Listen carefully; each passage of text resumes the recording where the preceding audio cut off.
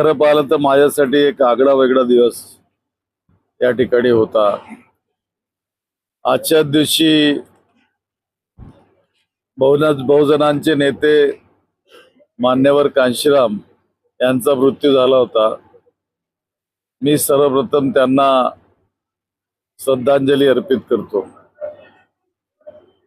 खरं पाहिलं तर जेव्हा मान्यवर कांशीरामजींचा मृत्यू झाल्याची बातमी मला कळली, त्यावेळेला लोक मला भेटायला येत होते, तेव्हा मी निर्णय केला होता की नाही, मी कोणाचे बुके स्वीकारणार नाही आणि माझा जन्मदिवस साजरा करणार नाही।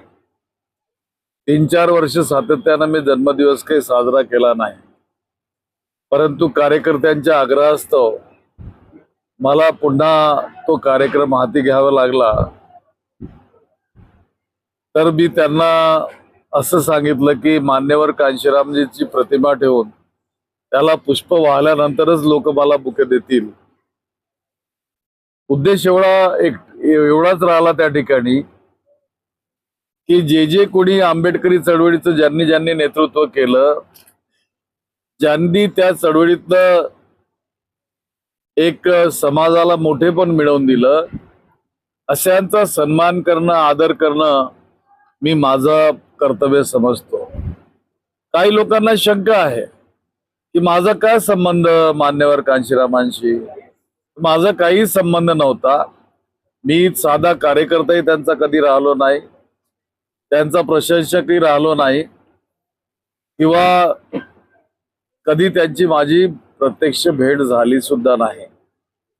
आणि अशा परिस्थितीमध्ये काहींनी विचारणा केली मला की तुम्ही कसं सन्मान करता, तर मी त्यांना सांगितलं की ते आंबेडकरी आंदोलनाचं नेतृत्व आहे आणि त्यामुळे त्यांचा आदर करणं माझं काम आहे।